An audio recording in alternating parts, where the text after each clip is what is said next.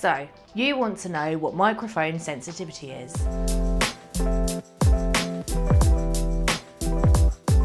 Well, it's a measure of how effectively a microphone converts sound pressure into an electrical signal. But what does it look like? On screen, you'll see a small voltage output level, often expressed in millivolts per Pascal. That's millivolts per unit of sound pressure.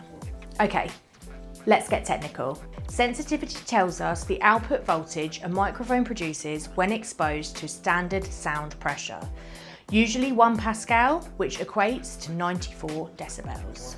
It's often written as this. A higher sensitivity means the microphone produces a stronger electrical signal from the same sound pressure, which is useful for capturing quiet sounds. But too high of a sensitivity can also mean that the mic is more prone to distortion at high sound levels. It's important to note that this value depends on a range of factors, from the microphone's diaphragm size and material to its internal electronics. Larger diaphragms typically have higher sensitivity because they capture more sound energy. But why do we use it? Knowing sensitivity helps select the right microphone for the job. Whether you need to capture faint whispers or loud machinery, it also ensures compatibility with preamps and recording equipment.